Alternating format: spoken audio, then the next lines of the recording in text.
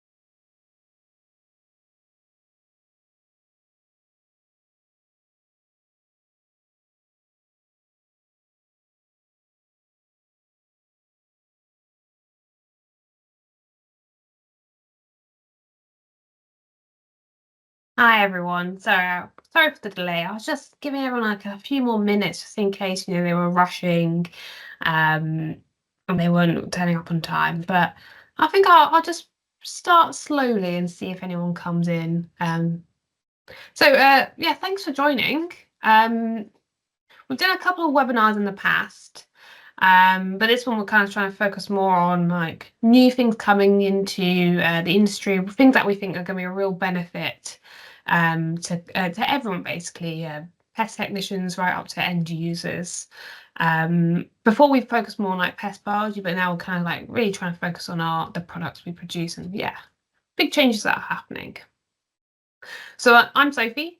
I'm a technical training manager, which means I kind of do consultancy work for pest management. I go into different sites, have a look around, see how we can solve the pest issues. I also do some training in pest management, so training technicians on what they need to do when they're at that job. Okay, and I hope you enjoyed this picture. I thought it was quite useful just to see some of the capabilities we're now seeing with technology. Um, this is actually a picture taken in our Halo digital unit.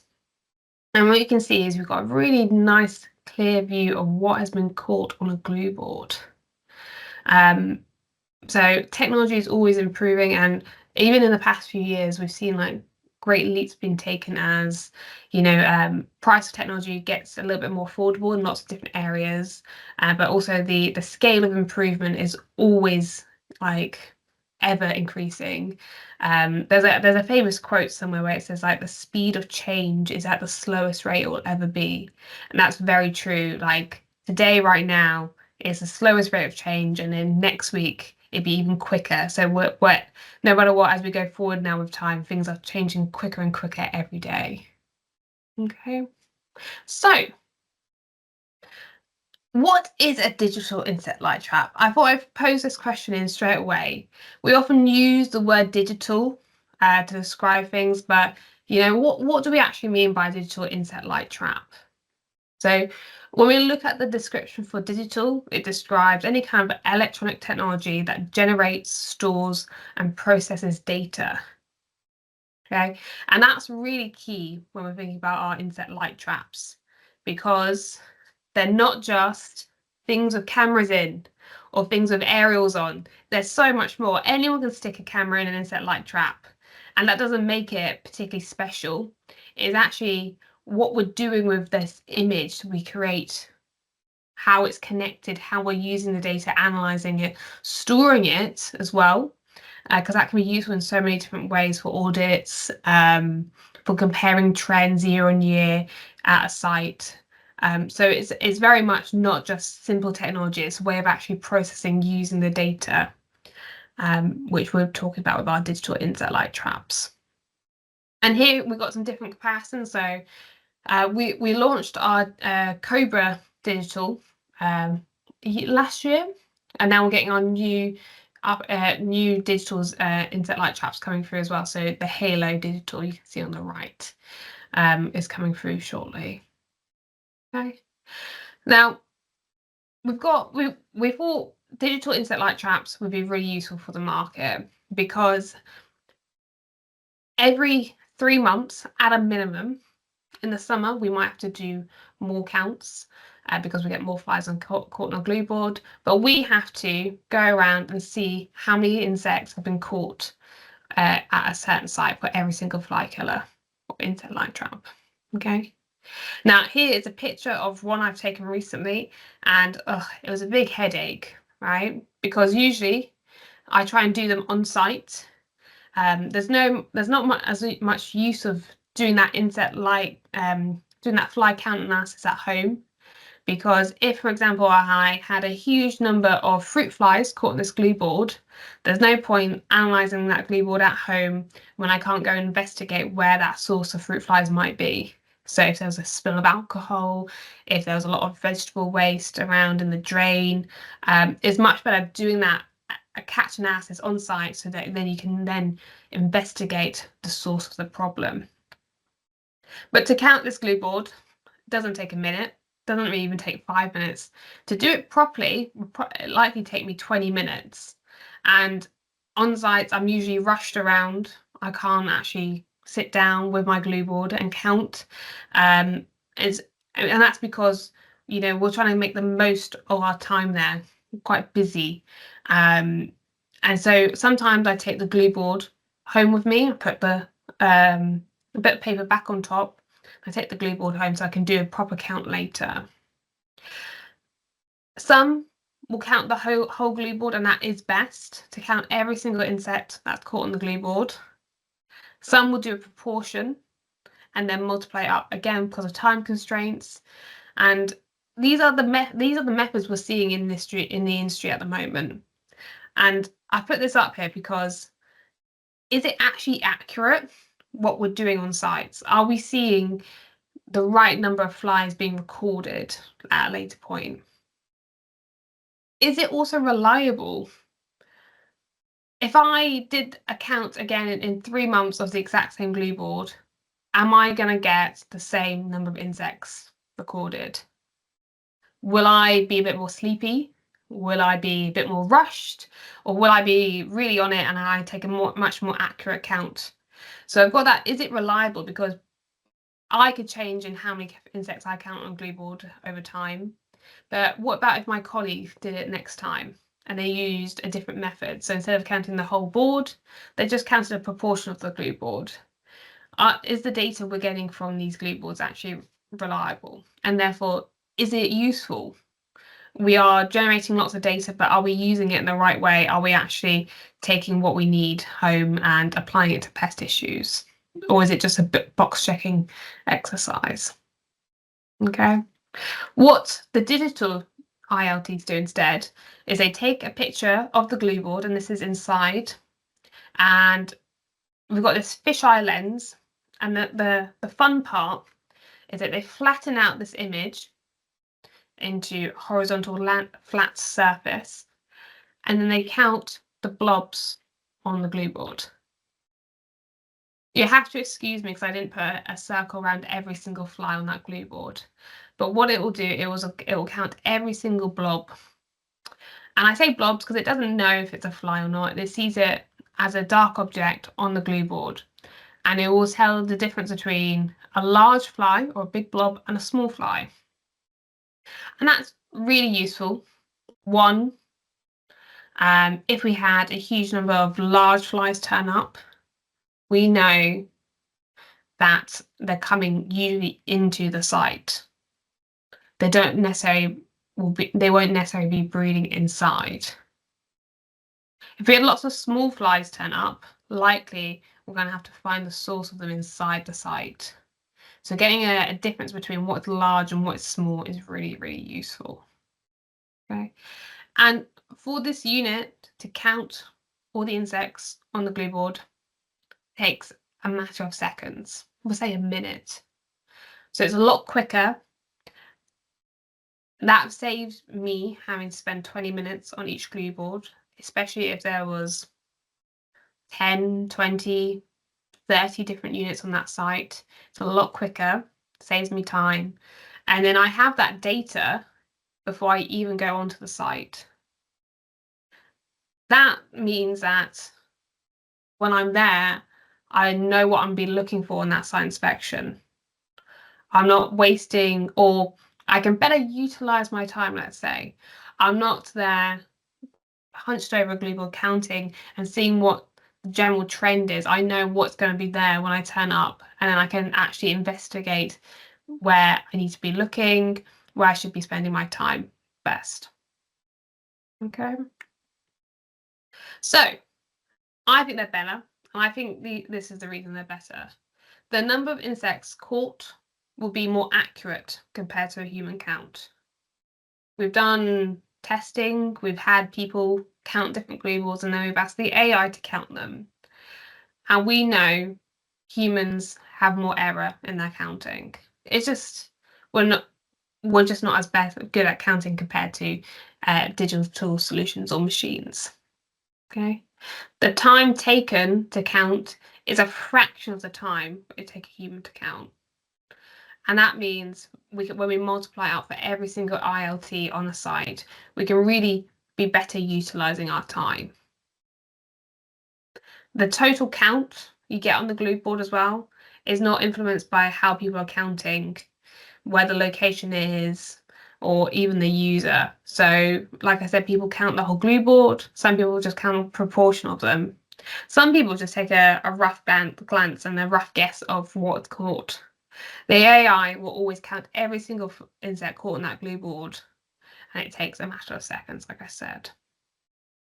I've put the location on, like if you're particularly in a hot place or a place where you don't want to spend a lot of time, or it's very busy, you can't actually have the time to record it, doesn't matter because the AI is not affected by any of those changes of the location.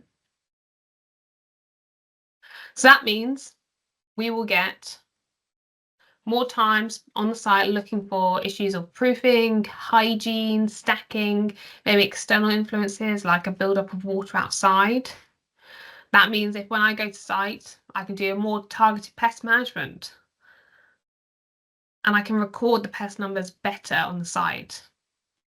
Okay, so I'm being better at my job because I have a better idea of what's going on, and then I can use my expertise in pest control to actually know what I should be doing and fixing the problems on site.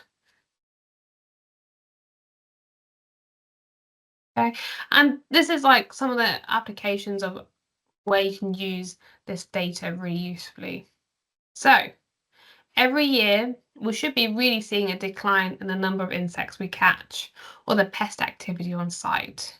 We want to show that we're always improving, we're reducing our burden of pests on site.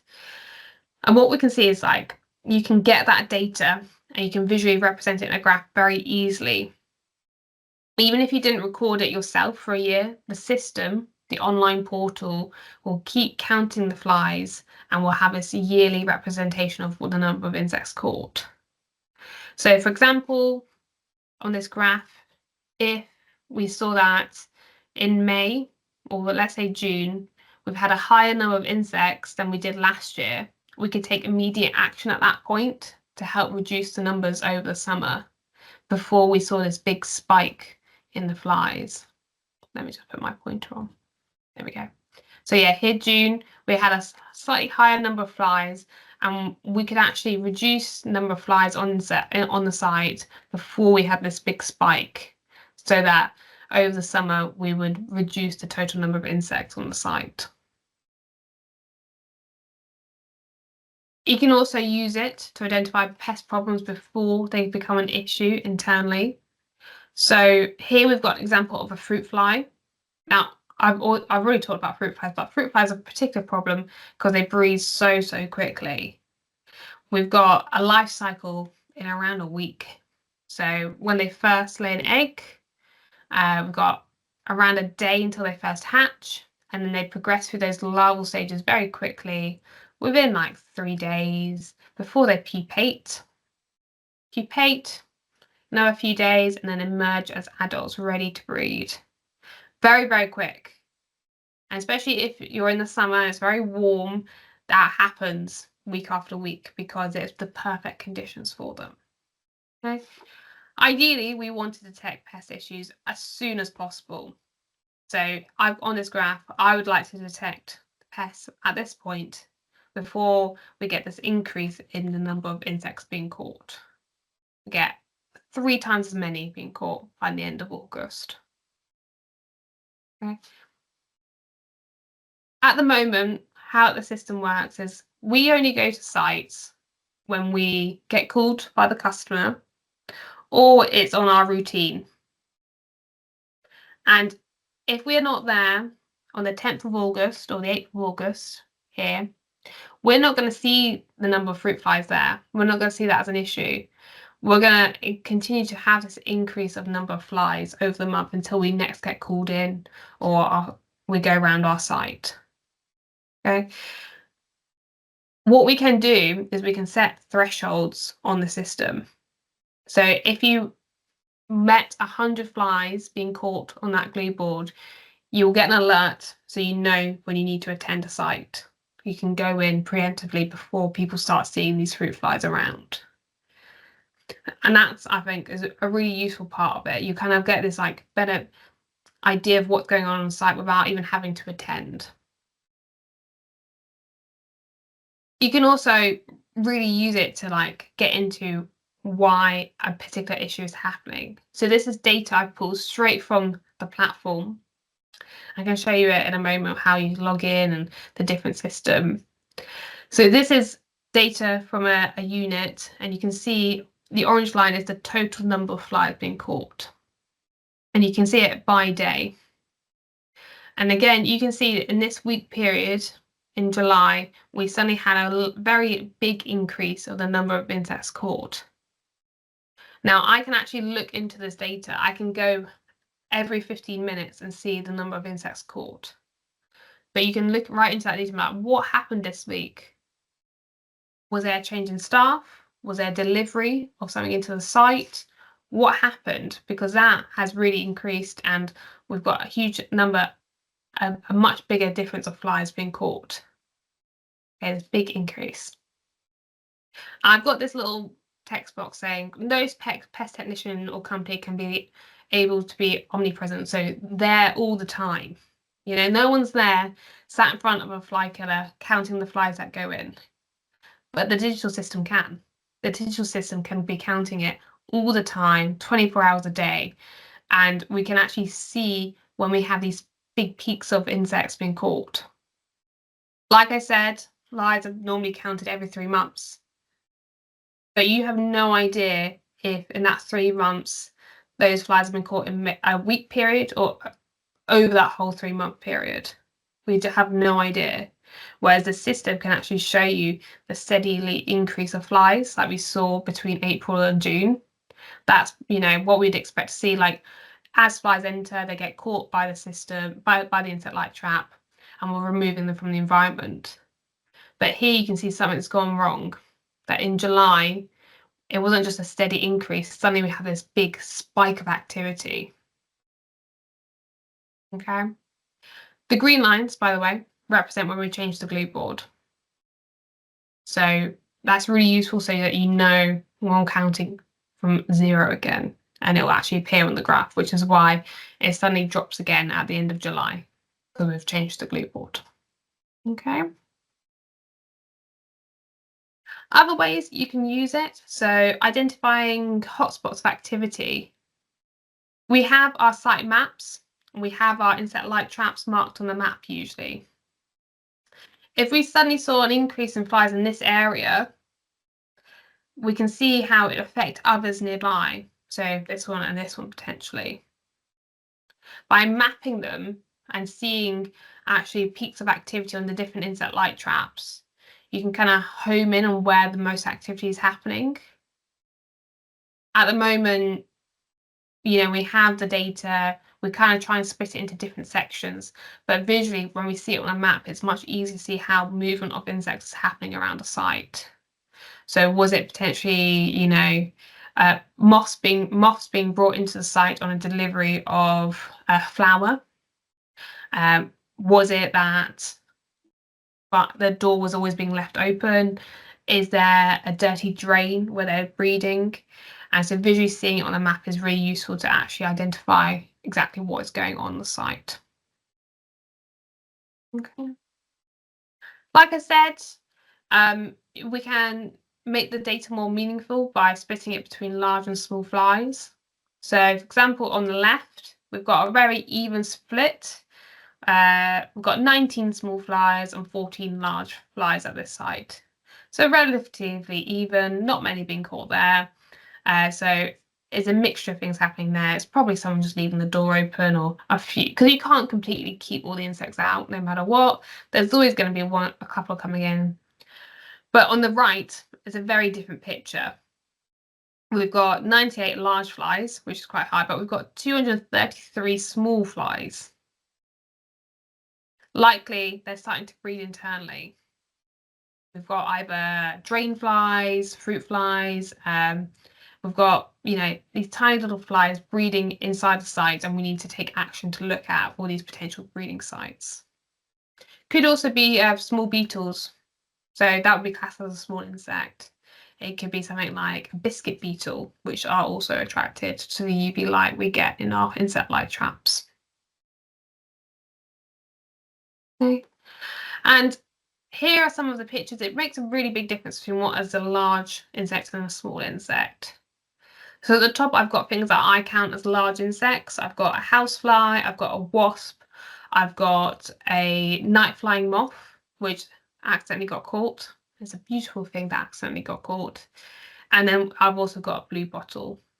Usually these won't be actually breeding inside the site, except for maybe if you had like a dead rodent in the wall for the blue bottle, but usually they'll be coming in from the outside. So we've got to really look at our proofing issue. Whereas at the bottom, I've got things that might be breeding more internally. So on the left, I've got a forage fly, which will be in drains. I've got a fruit fly here. I've got a drain fly or a filter fly. And then I've got a type of beetle, store product beetle. Okay. So it really does make a difference of what you need to do when you first come on site. If you know this data, then you become prepared. So many times I've turned up at site and someone's called me aside and said, "Oh, we've got a big issue," and you get kind of like distracted. You have to go investigate that bit, and you get out of your normal routine of why you're there, what you want to be there for. How will you be actually solving the pest issue? Okay. And some of our new generations of insect light traps, so like the Halo Digital, picture top left, I can be at home looking at that fly and I know exactly what it is before I turn up. Okay. If I really want to look at insects while I'm in bed, I can actually go into all my digital insect light traps and see what's happening on my sites. Okay. It's amazing the clarity you can see nowadays with some of the technology. Okay. It's also really useful if you might have a high technician turnover and you can't get technicians to fully identify in the field. They've called up a colleague, they say, "I don't know what it is, I'll send you a picture." It's okay. What I'll do is I'll go into the portal, I'll look directly at what the system is showing, and I can actually see a range of different insects, or, oh no, it's all this one at this time turning up. Okay. That's really useful because often, a lot of insects look very similar. And if a technician only sent you a picture of one example, is that all the insects that are turning up? Or is it just like something random? Okay, what is the use of it? If it was like a night flying moth, is that really useful to identify? Or the fact that we've got 100 fruit flies on a board, that's going to be more useful to actually look into. It's also kind of useful to show traceability. So this picture, I've taken it off the portal. You can set how many you can choose how often the insect light trap takes a picture. So if you want it to have a picture every single hour, that gets uploaded to the portal, and you can download that at any point in the future. So if you want to go back to May last year and have a look and be like, no, it was definitely this species, you have the proof now, and it's all recorded with a timestamp. So really good for that traceability of what is happening on the site. Some other useful things. So here again, we've got this big increase of the insects going up. And like I say, you can see that by time and date. So here's the actual graph you see on the portal. And then here is the insects being caught. So we ended up with 182 around 8:47 in the morning. By 11:48 that evening, we had up to 237 insects. And again, you can see the difference between small and large. You can see that over a day period, we had suddenly a big increase of our insects, and you could go to the day and see what was happening on that site, which is just, in my mind, a bit mind-boggling that you can have that so much data available to you to analyze in it whichever way you want. Okay, so great visibility, great idea of what's going on the site. And here are some differences between the glue boards you might get on a site. So every site has its own threshold of how many insects are allowed. On the left, we've got a very small number of insects. On the right, we've got more turning up. And so if you had an insect light trap and you want to count how many insects are caught on it, but it's near an open door, you don't want to be alerted maybe when you've got 10 on the insect light trap. That's not going to be useful because you'll be out there, you'll be getting alerts all the time coming in to change the glue board when actually we're always going to get a higher number of insects there. But if you're in a very high risk zone where we've got open exposed food, you want to be alerted as soon as you get one insect on the glue board. And the system allows you that flexibility to pick per unit in the area on your site what threshold you want to set. Okay, so here are examples. You can get an insect count alert when it hits a certain number. So like I said, if you want to know when you've got 1, 5, 100 insects on the glue board. You can also set it to be what we call an anomaly alert. So number of insects in a certain amount of time. So for example, if I suddenly got 100 more insects in 3 hours, I really need to know about that.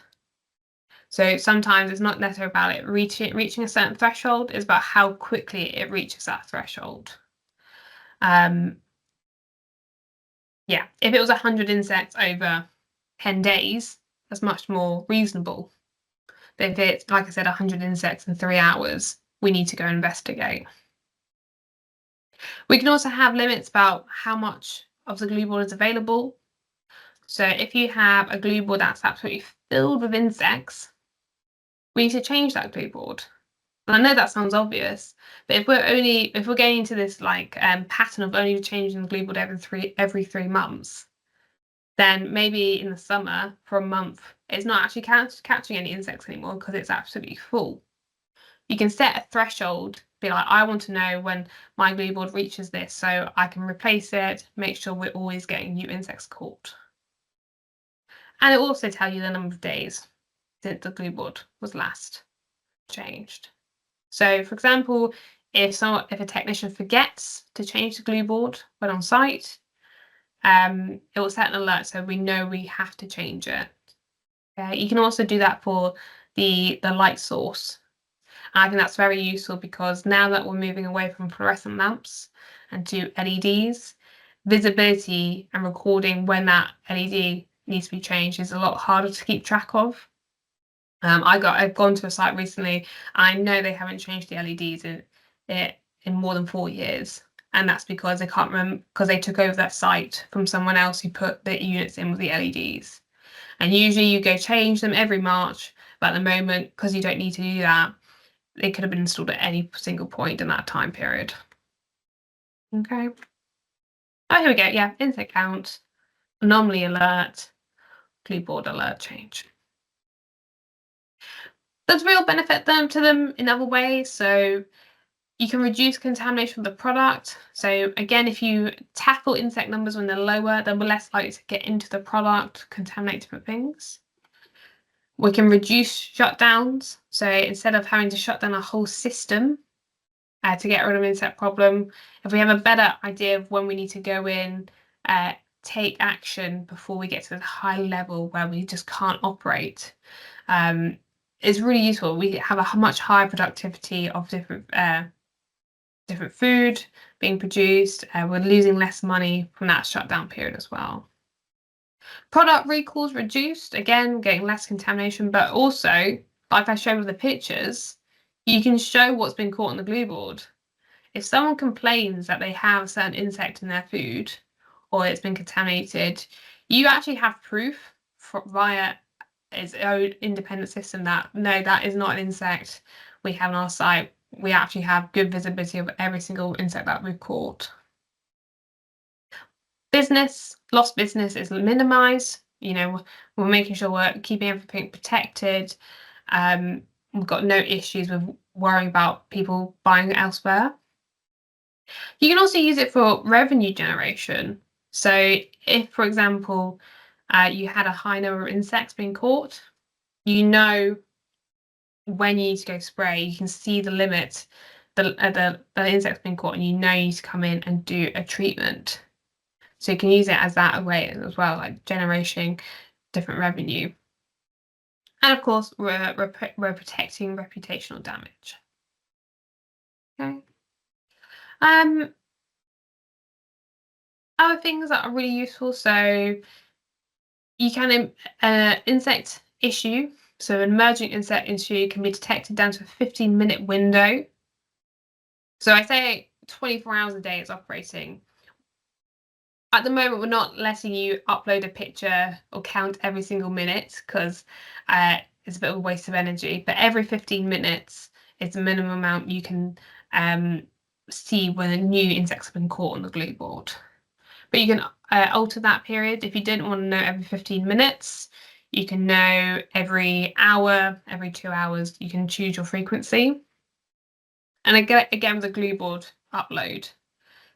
Here on the right, we've got it set for every 12 hours. That can be reduced. It depends how much information you want, how much storage you want of that data. And you have this, like I said, flexibility about what you want to do. You can also trigger counts to be taken. So from home, you can go into the portal, make the insect light trap, take a picture, so you can immediately and remotely integrate the glue board. So you know straight away what's happening on that site. You can zoom into the picture. Another really useful thing I think is ILT power off notification. So if someone turns it off, you get notified if it gets unplugged. I've been to sites where you do fly count analysis and you go, well, there's no point because it's been turned off for the past month. It's really, really useful to make sure we're always able to count the insects, but we're always removing the insects from the environment. The insect light trap, it is a form of control. I like to think of them more as monitoring devices, but it is a control device. The better it is at attracting the insects, the less likely a fly is going to land on meat or an open sandwich and transfer pathogens. So it needs to be turned on all the time to protect food. It's really, really useful. Okay. Oh, that's me done. I was a bit quick, sorry, Kavita. I rushed through that one. But I will. Oh, if you to give me a moment, what I'll do is I'll actually get the portal up so we can have a better look at it because it's very easy.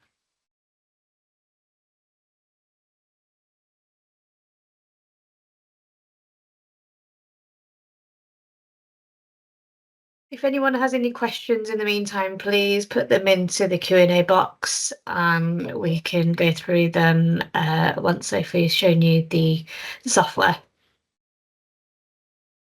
Thank you. Good interlude. So, like I said, it's a web portal. So, what I've done is I've signed in, and this is what I can look at.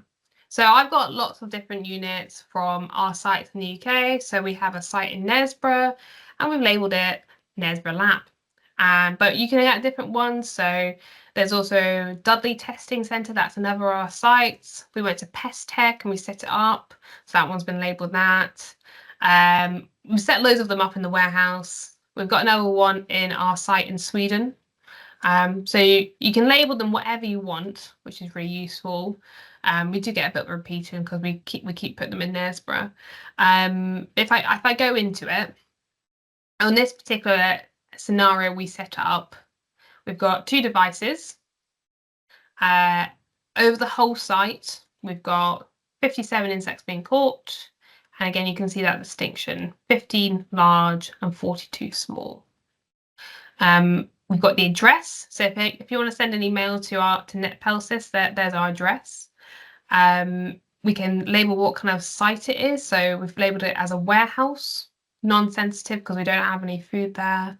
But you can do that for all your sites. Right. If I go into my devices, like I said, we've got 2 on here.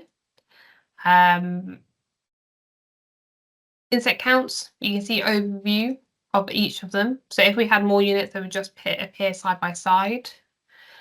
So in one unit, we've got 33 and the other we've got 24. It's quite low amounts, but it is winter at the moment, so it's not that surprising. So if I go into this one, we've labeled quarantine. You can see the insect count over the past week. Like I said, it's winter, and the temperature there at the moment is 20 degrees Celsius. Relative humidity is 33%. So these are other bits of data you can get from the system, which is really useful. You can change the graph. So now we're looking over a 30-day period. So this one's got switched on in October. So not many caught, but this because it's recently turned on. Okay. Then let's look at AI events. So this is every single time we've counted the number of insects on the glue board. So at 11:38, an hour ago, we took a picture of the glue board and it's counted how many insects are on there. So with this one set pretty much every hour to take a count. And like you see, it doesn't really change too much. We're getting around the same number every single time. Let's see if we can see a picture. This one might not have been set up to have a picture. No. What I'll do then is I will do this, manually trigger a count. And it takes a couple of seconds. Just saying it will notify me when we get the data. I'll go back to the first page, see if when it appears, we'll have a little look. And I hope it's not one set up in a silly place.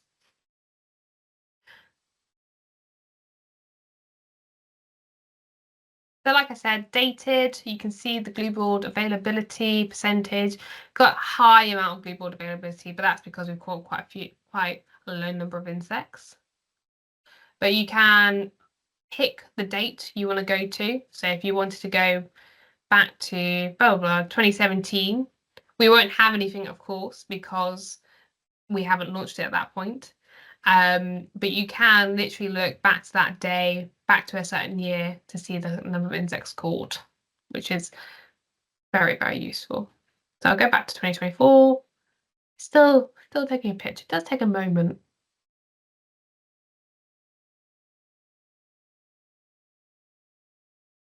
Let's refresh it.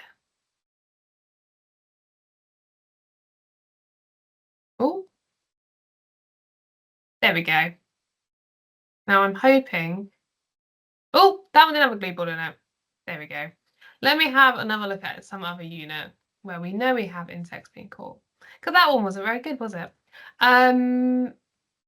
Let's have a look at Dudley. Let's see.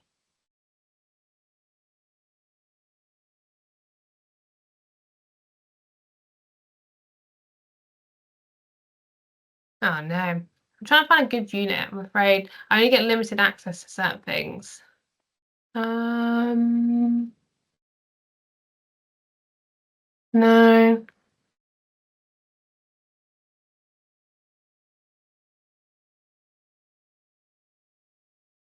We got rid of the pest tech one, didn't we? Okay, narrowed. So this one you can see we've got an alert to turn up. Total count exceeded 310, so you get a big alert at the system. Let's go to AI events. Here we go. This is what I wanted to look at. View the image. So you can, again, I can trigger that image to alert. Sorry about before. I didn't have the right unit turn up. But this, you can see the image and you can zoom in. This is our Cobra Digital. So this one, the camera, you can still see certain things turn up. So I know that's like a housefly. I've got little flies. So we've got that looks like a type of mosquito, I would say. You have like a lesser housefly, probably got blue bottle there. You have good visibility, and what the system does, it will count. Say that one's a small one up here, and then this one's a large one. So it's actually able to distinguish between what is large and small. Even this tiny little bit of wing here, which most people wouldn't count, the system would probably count it because it's still useful. It's still entomological data. So it's really, really good. Okay, and you can see we've got this grey grid. That's really important. If this was black grid, it starts to count it. So there's been a lot of development over actually improving the counting system, and you get an overview. Again, we've got still quite high glue board availability. Got that timestamp, the number of insects caught. Again, trends. You can look at any kind of trends happening on the system. When my internet doesn't want to be silly. Yeah, and you can pick your period of time as well. So there we go. We've got our trend graph. You can see number of insects caught over time. You can see glue board changes happening, and you can even download it. There we go. If in doubt, just click on it multiple times. And it will open it up as an Excel file. And then you can use that data however you want. So I like to use it on the system, on the actual portal, because it visually represents it for you. But for example, if you wanted to look at humidity on a site, you can actually have all the recordings straight to you. You can look at temperature, you can see the insect count, and you can use that data however you want. So maybe you don't want to have all that points of data, and then you can filter it to actually only have it every day. And then you can make your own fly count. Maybe we want to see why this relative humidity was low. Sophie, we can't see the download. I'm so sorry, everyone. God, that wasn't good. That wasn't very professional. One sec. Clearly, I'm not good with data or sharing. Here we go. There we go. There's my Excel file. So, here we have, this is the data I downloaded as an Excel file, and there's buckets of data here, whatever you want to use it as. But we have this humidity check, relative humidity percentage showed here, records again every 15 minutes, every hour, however you want it to test. We've got temperature being recorded, but most importantly, we've got our insect counts. So you can use that data however you want. It's always accessible, so you can always download it. There's no, if you don't trust the system or you want to have it as a saved document on your computer, you can actually do that as well. Okay, and then I will just go back, see if we can see anything else interesting on the portal. So yeah, those are the portal settings. So with the trend line, we can see over time. If you go to settings at the top, when my internet catches up.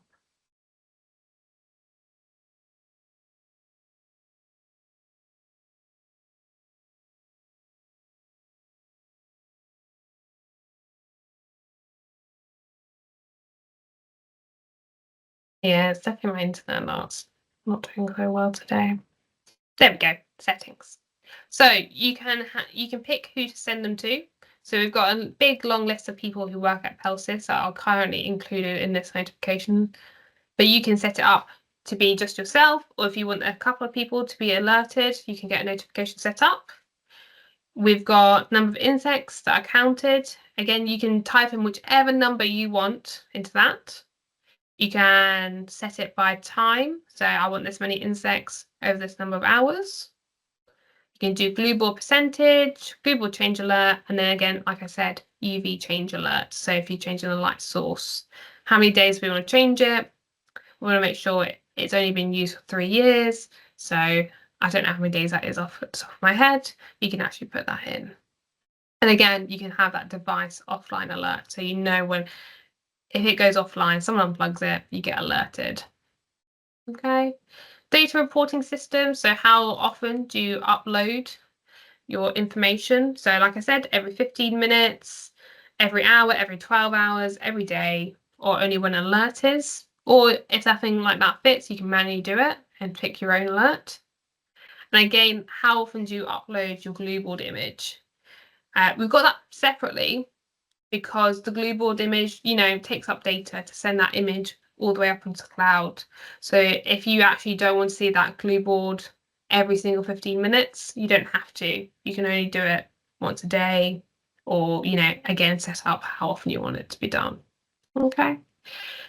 And the system, you can see like exactly signal strength. So this unit's doing really well. It's got excellent signal, so it's in a really good location. When you're setting them up, you've got to make sure it can talk to our what's it called? Basically our aerial system to make sure it's always going to connect and always upload the image. You can see the IP address, you can see its serial number. So visibly, you can see a whole lot just from this portal. So yeah, I hope that's been useful. I'm not just like pulling all the information out of my from nowhere. I've literally taken pictures and I put it into the presentation because it's so easy just to use the portal. Okay, I'm going to stop sharing now and see if anyone's got any questions because I've been talking for quite a while now. If you got any questions, put them on the chat. Let's see if there's anyone in the Q&A. Thanks, Sophie. Yeah, there's one there from Adrian. Oh, yes. So you can put it into different platforms. We understood you don't have 3 different systems for counting different things on site. So you can, I know we have done it with a customer so far where they wanted to use their own system. So we've managed to integrate our own into theirs. And what it does is it kind of pushes the data into their system so they can see it. So it is possible. We like people to use the Pelsis digital system because it's a lot easier. We think it's actually really well set up. But if you really want to have your own system, we can make it possible. Brilliant. There's another question on the chat from Gary. How accurate is the counting? So compared to human counts, it's so accurate. Like we've tested it on so many colleagues, tested it on different pest control technicians in the area as well. Humans were great at so many things, but counting little blobs on a glue board were not so good compared to AI. So it's much more accurate than humans. You do get fluctuations in the count. So if you were really eagle-eyed, you might see sometimes it goes from like 34 to 33. So I'd say there's like a 95% accuracy count. It's really high. I know it's not 100%, but it's very hard to get exactly 100% all the time. But compared to humans, really, really, really good. And yeah, like you said, Sophie, how accurate is it that you're going to be measuring how big the flies are from large to small flies? It's great to have a technology like this that will do that job for us. We've got another question here. When will Pelsis launch Killing Grid and LED light insect traps?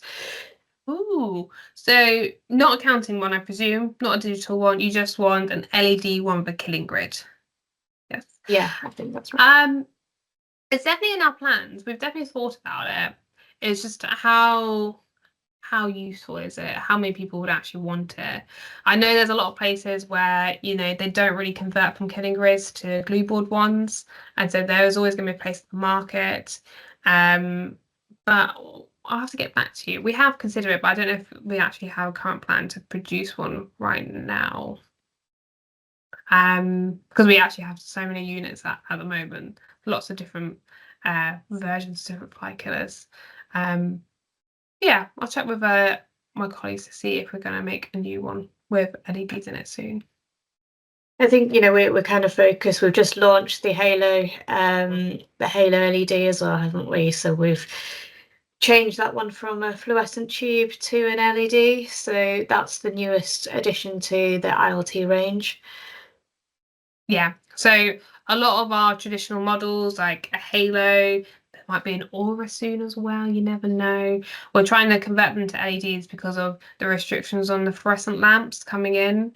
I mean, they've been banned in most of Europe. We've got a special case for insect light traps that we can keep the fluorescent lamps until 2026.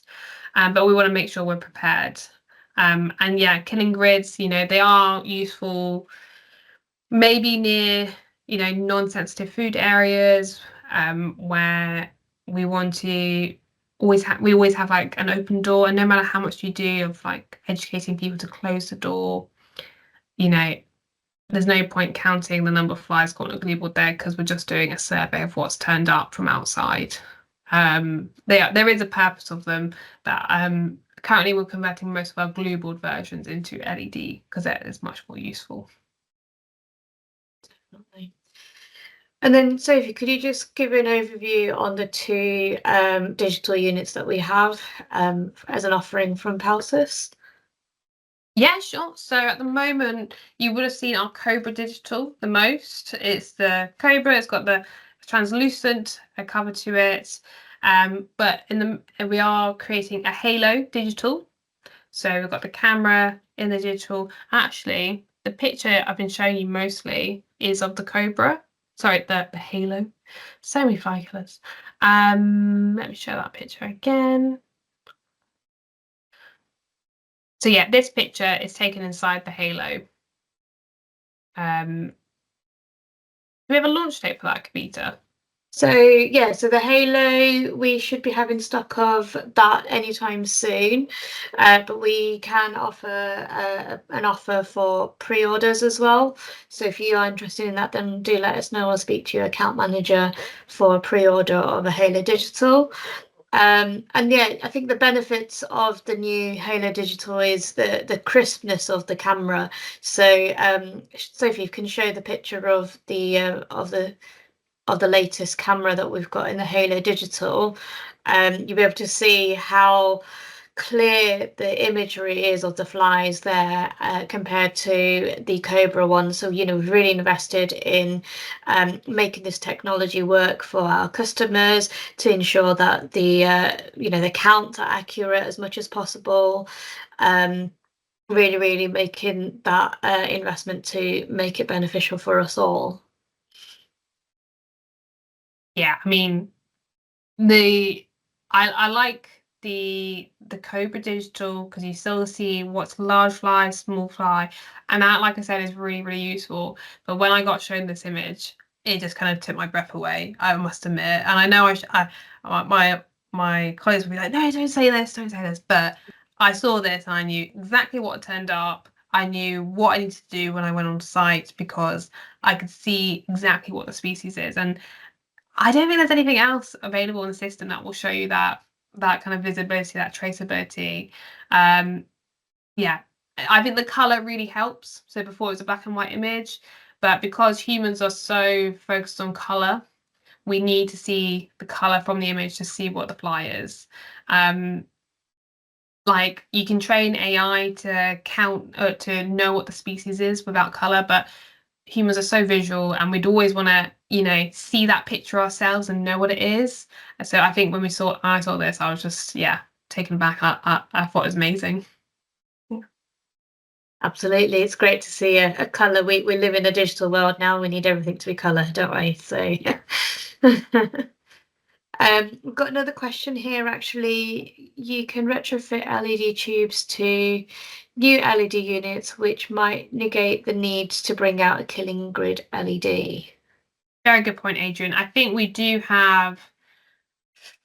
are working with a supplier to produce an LED that fits into our old fluorescent lamp units to make sure like we convert easily. Instead of just being the whole unit as well, we can just change the lamp, which would be much more effective for I think curtain grids. I forgot we're actually doing that.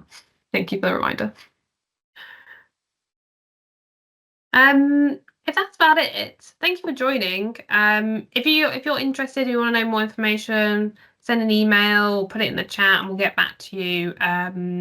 So we can get off on more information. If you want to have a go, you can do trials of them as well. We're still offering trials on our digital units. So even if you're not committed, you just want to know a bit more, try it out on your own site, we can do that. Yeah. But if there's nothing else, I'll wish you all a good day. And yeah, hopefully see you soon on another webinar or keep in contact. Thanks, Sophie. Thank you, everyone. All right, bye then.